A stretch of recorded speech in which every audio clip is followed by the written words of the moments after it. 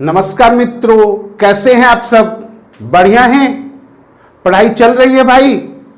चलिए, मन लगाकर पढ़ना है और पेशेंस रखना है, सब्र से पढ़ना है और ये नहीं सोचना है कि एग्जाम नहीं होगा। सारे एग्जाम होंगे, समय लग सकता है, पढ़ाई जारी रखिए। क्लियर है? तो चलिए, मैं मुकेश आपका स्वागत करता हूं आपके अपने YouTube चैनल मुकेश प्रयास पर। आज हम प्राचीन भारत की श्रृंखला को आगे बढ़ा रहे हैं और आप लोग को मौर्योत्तर काल हम पढ़ाना प्रारंभ किए थे। कौन काल भाई? मौर्योत्तर काल। और मौर्योत्तर काल में हम दो बात आप लोग को पढ़ा चुके हैं। एक तो मौर्योत्तर काल के महत्वपूर्ण स्रोत और दूसरा मौर्योत्तर काल की विशेषताएं। ये दो पॉइंट आप लोग का बिल्कुल क्लियर हो जाना चाहिए। और आप लोग देख ही रहे हैं भाई कि अब हम लाइव रात 9 बजे क्विज करा रहे हैं आप लोग को। खासकर उस टॉपिक्स पर ज़्यादा ध्यान है मेरा जो टॉपिक्स की हम आप लोग को YouTube में पढ़ा चुके हैं। जैसे मौर्य काल हम आप लोग को पूरा पढ़ा चुके हैं, तो मौर्य काल से क्विज चालू है, मौर्य काल से क्विज हम लोग कर रहे हैं। उसी तरह से जैसे मौर्योत्तर काल समाप्त होगा, आप लोगों का उस पर भी हम क्विज करेंगे लाइव रात 9 बजे। आजकल प्रतिदिन आ रहे हैं, आप लोग जुड़िए ज्यादा से ज्यादा संख्या में और इस क्विज का लाभ उठाइए। जितना ज्यादा प्रैक्टिस करेंगे ना, उतना ज्यादा फायदा होगा आप लोगों को। पढ़ाई से ज्यादा जरूरी है प्रैक्टिस। एक बार पढ़िए, 5 बार प्रैक्टिस कीजिए, देखिए वो आपका अपना हो जाएगा। क्लियर है? तो चलिए, आज हम लोग मौर्योत्तर काल को शुरू करते हैं।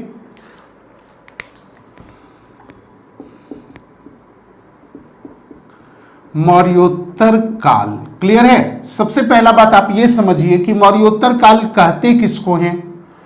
तो मौर्यों के पतन के बाद, मौर्य वंश के पतन के बाद, क्लियर है, पतन के बाद, और गुप्त वंश के उत्थान से पूर्व, गुप्त वंश के उत्थान से पूर्व।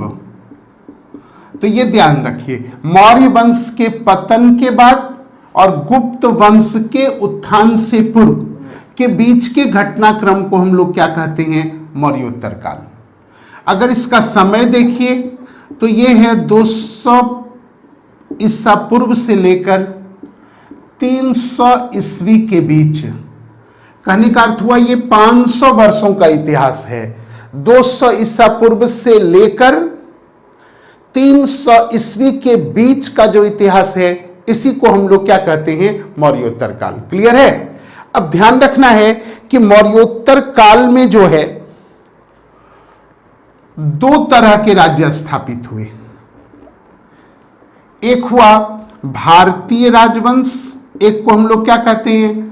भारतीय राजवंश, और दूसरे को कहते हैं विदेशी आक्रमण।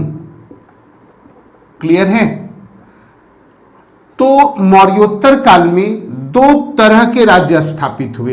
एक तो भारतीय राजवंश, मतलब इसका मूल भारतीय था, और दूसरे वंश जो हैं वो विदेशी आक्रमण के द्वारा यहां आए, विदेशी आक्रमणकारी थे।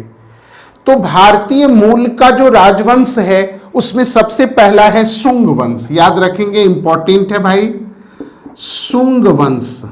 कौन वंश? शुंग वंश सबसे पहले। तो मौर्यों के पतन के बाद जो वंश भारतीय राजवंश आया वो कौन वंश है? शुंग वंश। क्लियर है सबका? इनका समय याद रखना है अगर तो याद रखिएगा, 185 से 148 ईसा पूर्व। क्लियर है? चलिए, दूसरा जो वंश हुआ वो हुआ कण्व वंश। कौन वंश भाई? कण्व वंश। क्लियर है? कण्व वंश का जो है 75 से लेकर 30 ईसा पूर्व। ठीक है?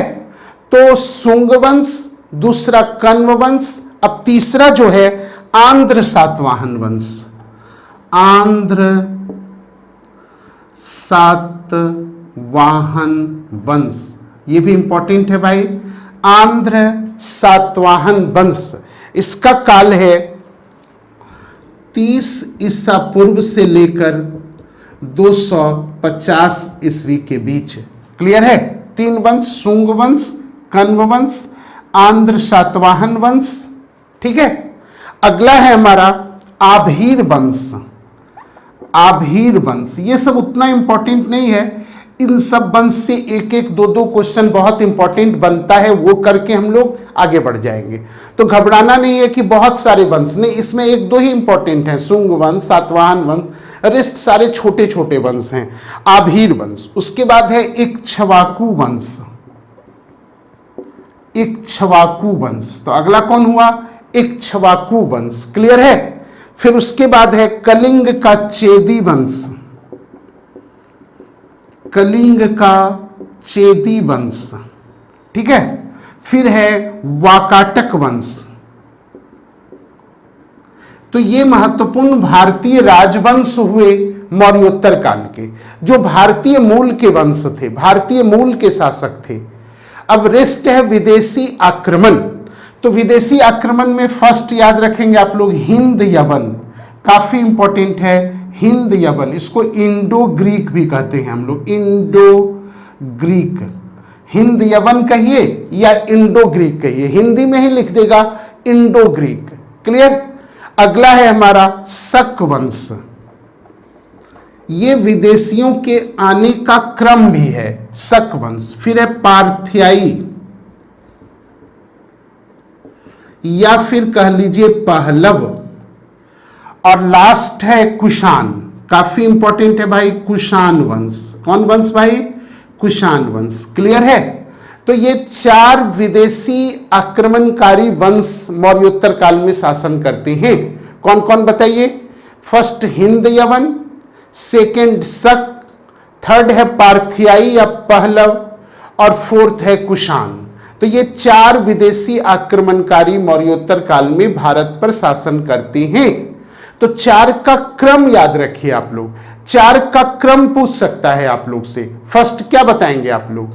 फर्स्ट बताइए इंडो ग्रीक शासक या हिंद यवन शासक, दूसरा शक वंश, तीसरा पार्थियाई या पहलव वंश, और चौथा कुषाण वंश।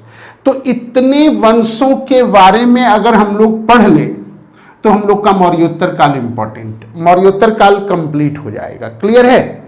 और मौर्योत्तर काल के राजनीतिक इतिहास से ज्यादा महत्वपूर्ण है उसका सामाजिक, सांस्कृतिक, आर्थिक, ये सबको पढ़ना हम लोगों का, और ये सब धीरे धीरे हम लोग करते चलेंगे, आगे बढ़ते चलेंगे। तो आज हम मौर्योत्तर काल में आप लोग को शुंग वंश पढ़ा रहे हैं। कौन वंश भाई? शुंग वंश।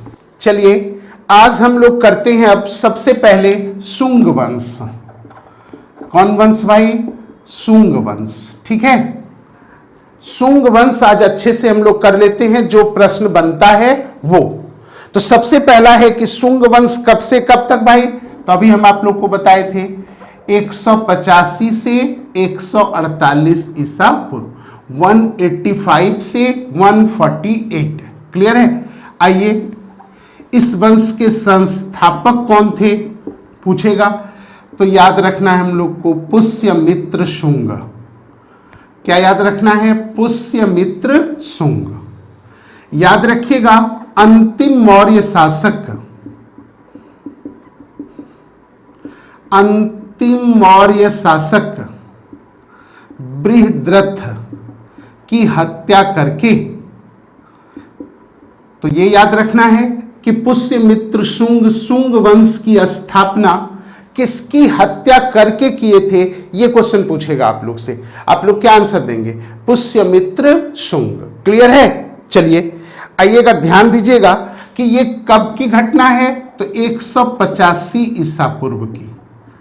तो 185 ईसा पूर्व में बृहद्रथ की हत्या करके शुंग वंश की स्थापना किया गया। किसके द्वारा? पुष्यमित्र शुंग द्वारा। क्या ये क्वेश्चन क्लियर है? चलिए नेक्स्ट देखते हैं। अब है कि पुष्यमित्र शुंग जो है वो बृहद्रथ के क्या थे? तो सेनापति थे। याद रखिएगा क्या थे? सेनापति थे। तो बृहद्रथ के सेनापति थे पुष्यमित्र शुंग, ठीक है। चलिए, पुष्यमित्र शुंग कट्टर ब्राह्मणवादी शासक थे, कट्टर ब्राह्मणवादी शासक थे। ये भी याद रखिएगा। तो ये किस धर्म में विश्वास करते थे, ब्राह्मण धर्म या हिंदू धर्म? क्लियर है। चलिए अगला देखते हैं हम लोग। एक बहुत ही इंपॉर्टेंट इंफॉर्मेशन है। आप लोग जानते हैं हर्ष के दरबार में उसके दरबारी कवि थे बाण भट्ट, और बाण भट्ट की रचना है हर्षचरित। क्या है? हर्षचरित। बाण भट्ट की रचना है हर्षचरित, और हर्षचरित में पुष्यमित्र शुंग को अनार्य कहा गया है। यह क्वेश्चन बहुत इंपॉर्टेंट है, इस क्वेश्चन पर ध्यान दीजिए। अब आप लोग बताइए पुष्यमित्र शुंग को किस पुस्तक में या किस ग्रंथ में अनार्य कहा गया है? आप लोग क्या बोलेंगे? हर्षचरित। और इसके राइटर कौन है? बाण भट्ट। बाण भट्ट कौन थे? तो हर्षवर्धन के दरबारी कवि थे। क्लियर है इतना? चलिए अब आप लोग को ध्यान देना है पुष्यमित्र शुंग का शासनकाल। याद रखिएगा पुष्यमित्र शुंग का शासनकाल 185 से लेकर 185 से लेकर कितना से भाई? 185 से लेकर 149 ईसा पूर्व। ठीक है, 185 से लेकर 149 ईसा पूर्व ये हुआ पुष्यमित्र शुंग का शासनकाल। आइए पुष्यमित्र शुंग की राजधानी पाटलिपुत्र। तो याद रखेंगे हम लोग पुष्यमित्र शुंग की राजधानी कहां? पाटलिपुत्र। क्लियर है? आइए अब एक इंपॉर्टेंट इंफॉर्मेशन है, एक है अयोध्या अभिलेख। याद रखना है आप लोग को, अयोध्या अभिलेख। अयोध्या अभिलेख, यह अभिलेख किसका है? तो अयोध्या के राज्यपाल, अयोध्या के राज्यपाल या वायसराय धनदेव का, धनदेव का। तो सबसे इंपॉर्टेंट क्वेश्चन है कि अयोध्या अभिलेख किसका है? तो धनदेव का। और धनदेव कौन थे? तो पुष्यमित्र शुंग के समय में अयोध्या के राज्यपाल थे। क्लियर है? आइए इस अभिलेख से पता चलता है कि पुष्यमित्र शुंग 2 अश्वमेध यज्ञ करवाए थे। यह क्वेश्चन कई बार पूछता है, करवाए थे। तो 2 अश्वमेध यज्ञ किस शुंग वंश के शासक द्वारा करवाया गया? पुष्यमित्र शुंग द्वारा। अब ये जो अश्वमेध यज्ञ करवाया गया ये यवनों पर विजय के उपलक्ष्य में। किस विजय के उपलक्ष्य पर? यवनों के विजय उपलक्ष्य पर। याद रखना है। 2 क्वेश्चन अब बताइए आप लोग। पुष्यमित्र शुंग जो हैं अश्वमेध यज्ञ करवाए थे, तो कौन शुंग शासक है जो अश्वमेध यज्ञ करवाए थे? आप लोग का आंसर क्या होगा? पुष्यमित्र शुंग। इसका उल्लेख कहां से मिलता है? अयोध्या अभिलेख से। और ये जो अश्वमेध यज्ञ करवाया गया ये किस उपलक्ष्य पर? तो यवनों को पराजित करने के उपलक्ष्य पर। क्लियर है? आइए इस अश्वमेध यज्ञ के पुरोहित थे पतंजलि। क्लियर है? कौन थे? पतंजलि। और ये पतंजलि कौन थे? तो ये पुष्यमित्र शुंग के, पुष्यमित्र शुंग के राज पुरोहित थे, राज पुरोहित थे। ये याद रखिएगा। अब ऐसा भी क्वेश्चन आप लोग को बना सकता है कि पतंजलि किस शासक के समकालीन थे? आप लोग का आंसर क्या होगा? पुष्यमित्र शुंग। क्वेश्चन ऐसा भी फॉर्मेट हो सकता है कि पुष्यमित्र शुंग किस मौर्योत्तरकालीन शासक के राज पुरोहित थे? आप लोग का आंसर क्या होगा? पुष्यमित्र शुंग। क्लियर है? आइए ध्यान रखिएगा कि ये जो पतंजलि हैं इनकी एक बहुत फेमस रचना है महाभाष्य। कई बार हम लोग चर्चा कर चुके हैं, जो पाणिनि की अष्टाध्यायी पर टीका है। अष्टाध्यायी पर क्या है? टीका है। क्लियर है? तो ये हम लोग किए पुष्यमित्र शुंग के बारे में कि वो 2 अश्वमेध यज्ञ करवाए थे। इतना बात हम लोग को पता होना चाहिए। चलिए आइए, पुष्यमित्र शुंग को बौद्धों का उत्पीड़क बताया गया है। बौद्धों का उत्पीड़क बताया गया है। तो किस शुंग शासक को बौद्धों का उत्पीड़क बताया गया है? आंसर क्या देंगे हम लोग? पुष्यमित्र शुंग। ये किस ग्रंथ में? तो बौद्ध ग्रंथ है दिव्यावदान। तो दिव्यावदान के अनुसार पुष्यमित्र शुंग बौद्धों के उत्पीड़क शासक थे, बौद्धों को प्रताड़ित किए थे, बौद्धों को उत्पीड़ित किए थे। क्लियर है? तो बौद्धों को उत्पीड़ित करने वाले शासक का उल्लेख किस ग्रंथ में मिलता है? तो दिव्यावदान में, बौद्ध ग्रंथ है। क्लियर है आप लोगों का? चलिए, लेकिन ये सही नहीं है। अब एक क्वेश्चन और कर सकते हैं। क्वेश्चन पूछता है कि अशोक द्वारा 84,000 स्तूपों का निर्माण करवाया गया। स्तूपों का निर्माण करवाया गया और ये सारे स्तूप को जो है ना ध्वंस कर देता है। कौन? तो पुष्यमित्र शुंग। तो अशोक द्वारा निर्मित 84,000 स्तूप का ध्वंस करवाने वाला, नाश करने वाला, नष्ट करने वाला शासक कौन माना जाता है? पुष्यमित्र शुंग। किस स्रोत के अनुसार? दिव्यावदान के अनुसार। भाई क्लियर है इतना आप लोगों का? चलिए अब अगला देखते हैं। एक इंपॉर्टेंट बात यह है कि बौद्धों का उत्पीड़क माना गया है पुष्यमित्र शुंग को। यहां से एक कॉन्सेप्ट हम लोग का गलत हो सकता है, ध्यान देना है हम लोग को। ये बौद्धों के उत्पीड़क बताए गए हैं, लेकिन आप लोग को पता है ना सांची स्तूप। कौन स्तूप भाई? सांची स्तूप। तो आप लोग बताइए, कल भी हम लोग क्विज में किए थे कि सांची स्तूप का निर्माण कौन करवाया था? सांची स्तूप का निर्माण, ठीक है, तो ये हम लोग को पता है कि अशोक द्वारा करवाया गया था। किसके द्वारा?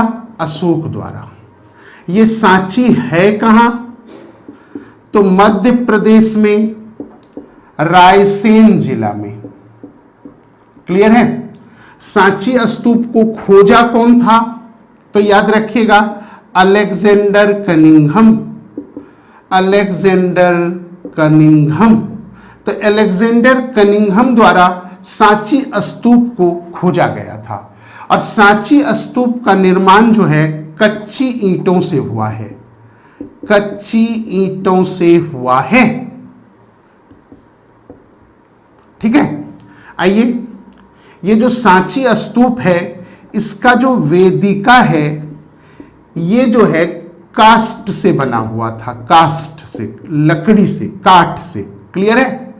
और इस वेदिका जो लकड़ी का बना हुआ था इसको हटाकर पाषाण का बना दिया। पाषाण का बना दिया गया। किसके द्वारा? ये क्वेश्चन पूछेगा।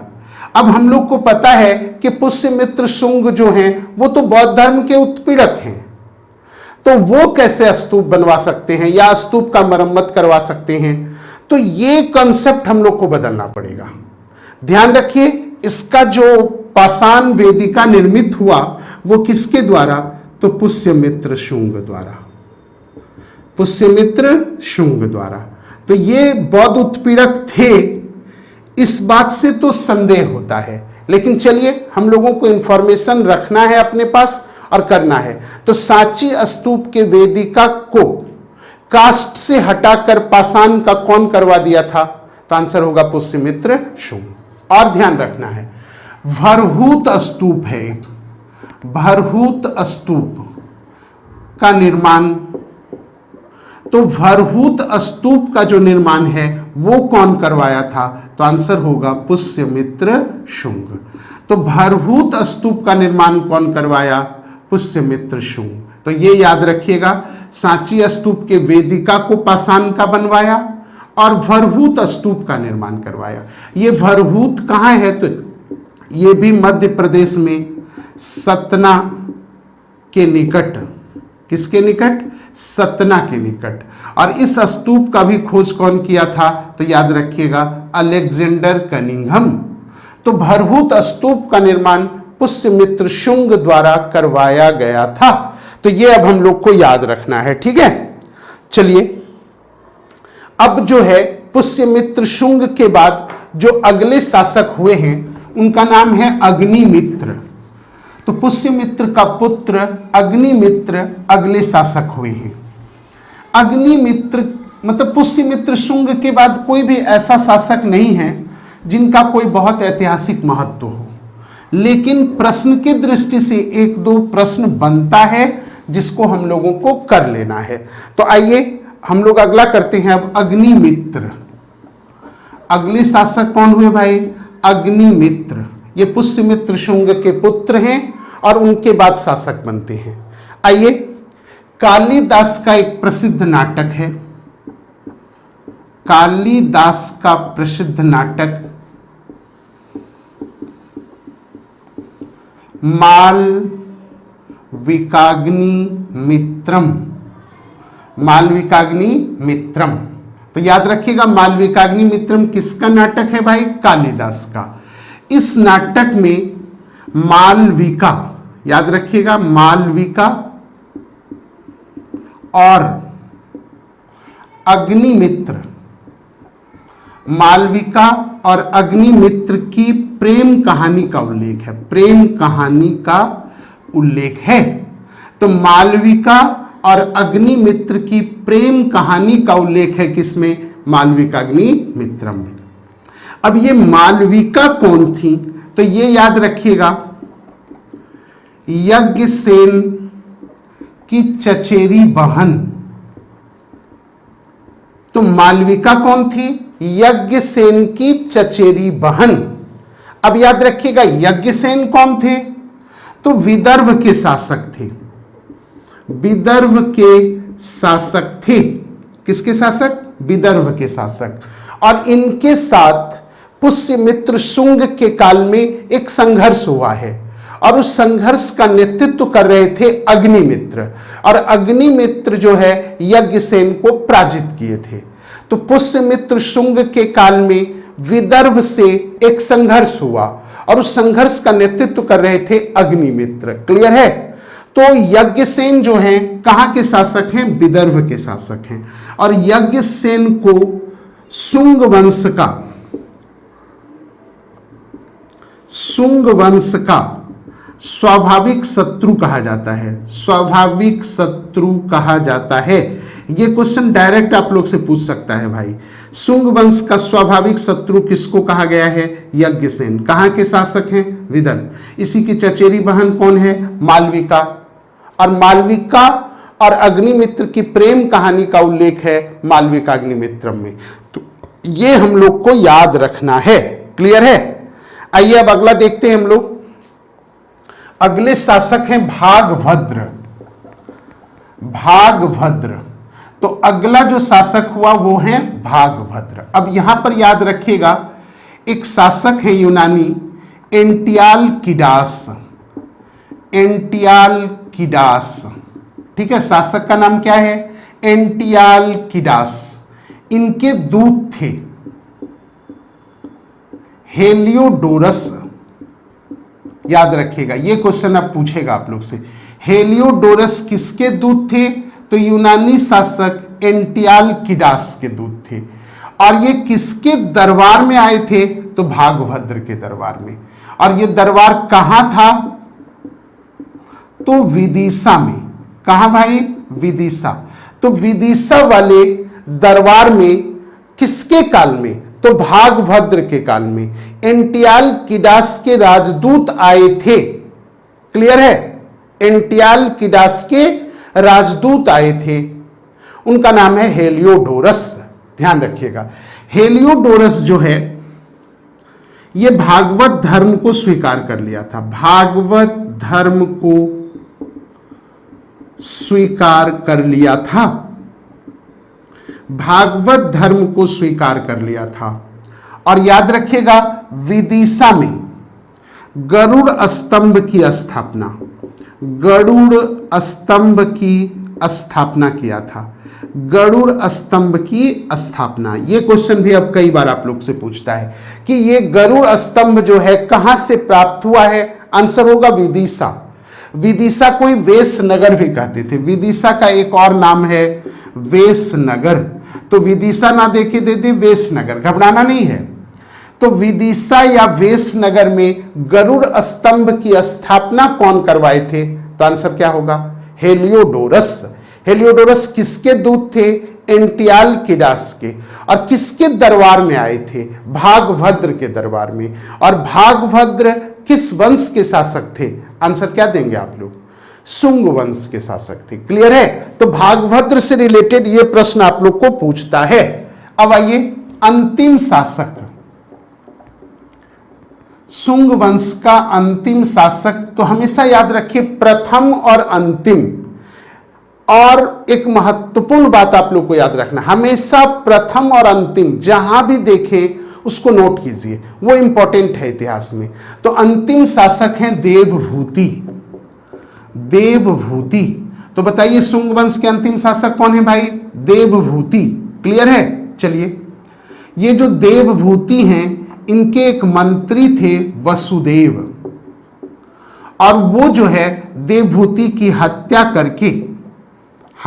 करके एक नए वंश की स्थापना की, और उस वंश का नाम हुआ कण्व वंश। कौन वंश भाई? कण्व वंश। तो एक नए वंश की स्थापना हुई, कण्व वंश। संस्थापक कौन हुए? वसुदेव। किसको पराजित करके? तो शुंग वंश के अंतिम शासक को पराजित करके। क्लियर है? चलिए नेक्स्ट देखते हैं। नेक्स्ट हम लोग अब देखते हैं, 2-3 इंपॉर्टेंट पॉइंट है जिसको हम लोग शुंग वंश में कर लीजिए। शुंग वंश का कुछ इंपॉर्टेंट पॉइंट है जिसको हम लोग कर लेते हैं। तो ध्यान रखना है, फर्स्ट पॉइंट हम लोग का होगा संस्कृत भाषा। याद रखिएगा, संस्कृत भाषा तथा हिंदू धर्म। संस्कृत भाषा तथा हिंदू धर्म का पुनरुत्थान हुआ। पुनरुत्थान हुआ। तो याद रखिएगा, संस्कृत भाषा और हिंदू धर्म का पुनरुत्थान हुआ किस काल में? शुंग काल में। दूसरा इंपॉर्टेंट याद रखिएगा, ये क्वेश्चन कई बार आप लोग को पूछा गया है, मनुस्मृति की रचना इसी काल में हुई है। मनुस्मृति की रचना इसी काल में हुई है। ये क्वेश्चन काफी इंपॉर्टेंट है, एकदम super duper hit question. Manusmriti की रचना किस काल में हुई है? तो आंसर होगा शुंग काल। भाई क्लियर है? चलिए अगला देखते हैं, भागवत धर्म का उदय।